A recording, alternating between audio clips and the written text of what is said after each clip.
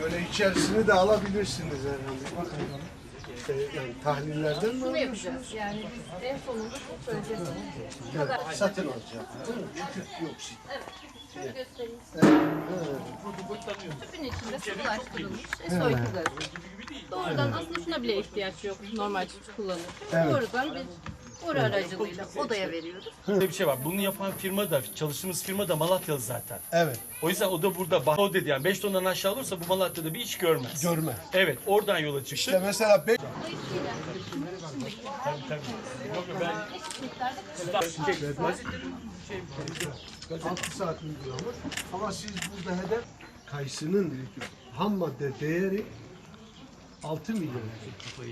Bugün Ankara Üniversitesi Gıda Mühendisliği Fakültemizden 2 tane kıymetli hocamızın uzun süredir özellikle kükürtleme konusunda hem kısa sürede kükürtleme hem de kükürt miktarını ihracata göre uygun hale dönüştürmede gerçekleştirdikleri bir TÜBİTAK projesi var. Özellikle bugün burada Profesör Doktor Mehmet Özkan hocamla Doçent Doktor Meltem Türk Yılmaz hocamın uzun zamandır son 3 yıldır da Malatya'da sahada çalışmalarını sürdürdükleri kükürt dioksit sistemiyle kükürt parametrelerini ayarlama projesini bugün hem yerinde sizlerle paylaşıp hem de Meltem hocamdan burada neyi hedeflediğimizi ve kısa sürede nereye gideceğimizi konuşmak için bunları da kamuoyuyla paylaşmak için sizleri burada misafir ettik.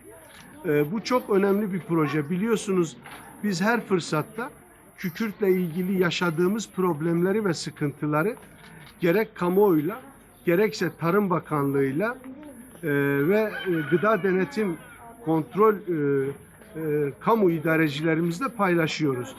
Avrupa Birliği ülkelerine gerçekleştirdiğimiz ihracatta uygulanan 2000 ppm kükürt kuralı ve iç piyasada ülke sınırları içerisindeki tüketicilerimizin de tüketimine sunduğumuz kayısıdaki 2000 ppm kuralı biliyorsunuz üretimde de tüketiciye gittiği ana kadar da kükürtle ilgili önemli sıkıntılar yaşıyorduk.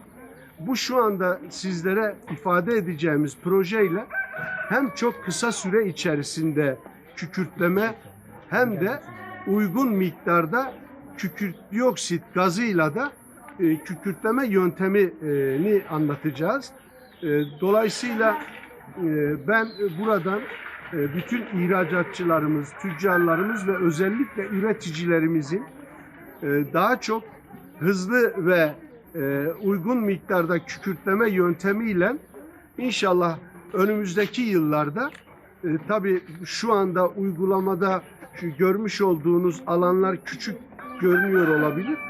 Ama gelecek yıl daha büyük kapasiteli deneylerle, denemelerle hem uygun kükürt miktarının uygun olduğu hale dönüştürerek hem de çok hızlı bir şekilde kükürtleme yapacağız. Bu yapmış olduğumuz çalışmalar neticesinde hem işçilik maliyetlerinde ciddi anlamda bir gerileme söz konusu olacak hem de ekonomik anlamda kükürt düşürme işlemleri esnasında yaşadığımız sorun ve sıkıntıları da ortadan kaldırmış olacağız.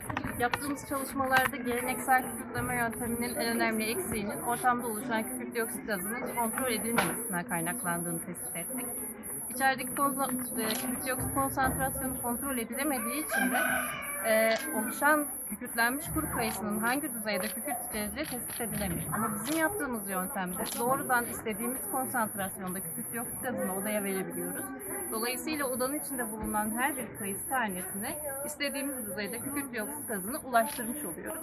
Dolayısıyla odadan kayısımızı çıkardığımızda her bir kayısı tanesi aynı düzeyde kükürt dioksit içeriyor.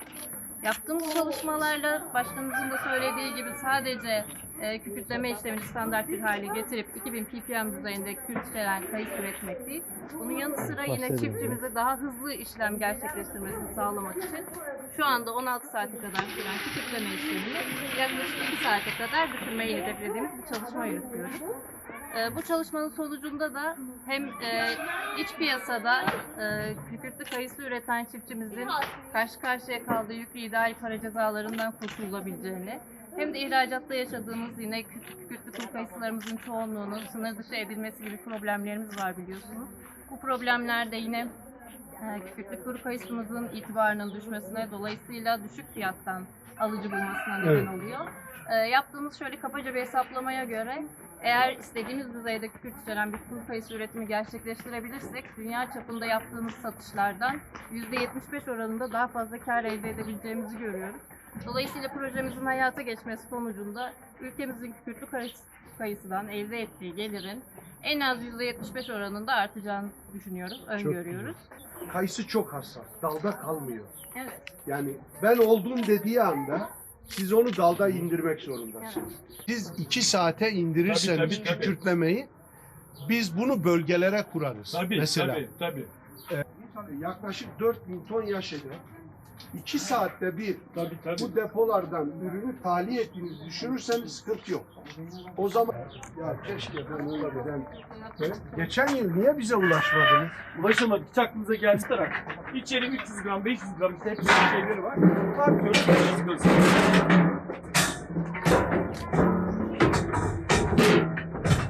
Elimiz ayağımız oldu. Ona Öyle da mi? buradan Çok teşekkür ediyoruz. Var olsun. Evet. Kapatalım. Kapatıyoruz. Gazı içeriye veriyoruz. Tamam. Ağırlıktaki azalıştan da içeriye ne kadar verdiğimizi biliyoruz. 300 ppm üretim yapıyor. Onu da yaparız. Onu da yaparız. Tabii. Peki nasıl ulaşılır? Bu nerede? Tamam. Orada yazıyor.